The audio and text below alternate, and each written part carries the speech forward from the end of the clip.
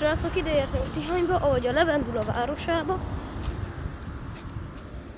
Itt is vannak ilyen nagyon jó illatú levendulák, meg itt is van egy levendulás üzlet. Tele van levendula, itt minden. Nagyjából. Tele van minden levendula. Ott is ilyen levendulás innivaló. Lassan már minden levendulás lesz itt.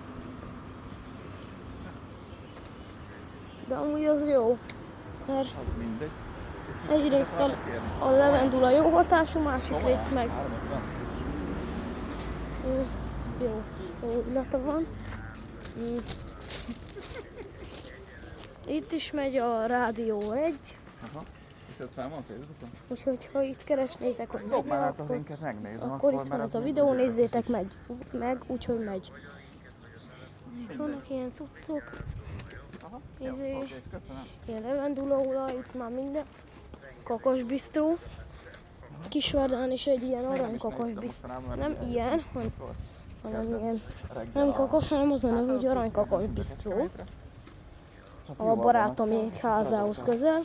Utána mentünk Budapestre, akkor voltunk ma Balaton, Tihany, holnap még. Ugye a fater az még telefonál. Na, jó, oké.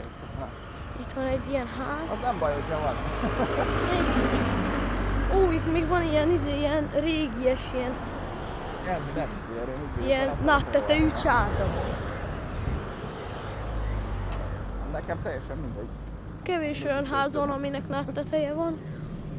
Kevés ilyen ilyesmi cucca. Itt egy ilyen moci. Ilyen belülről az étterem, itt a menü.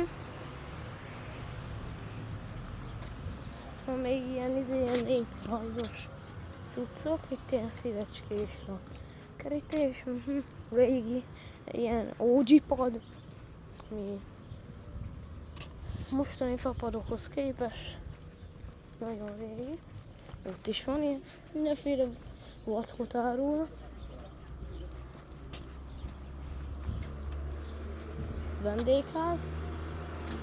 Ez ilyen.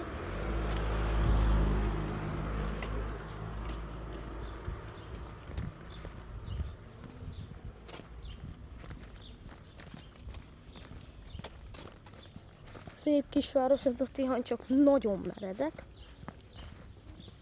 Ahogy látjátok, ott a rohadt meredek. Az egész ilyen kis fanyuszik.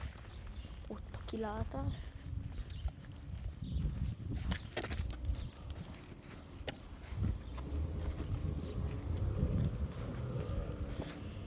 És ugye még itt egy ilyen fal. Itt van egy ház, de ez nem tudom, hát ez rohadt régi ház lehet. Mindenhol ilyen kövőfal. Mindjárt odaérünk a fagyizóba. Ott is, ahogy látjátok, rohadt meredek az utca.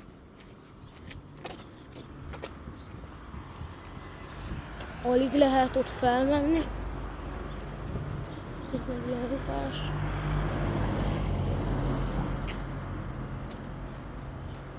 Mindenféle fröccsök meg ilyeneket árulnak itt. Na azt szerintem a fagyizó, de nem tudom. Oda megyünk.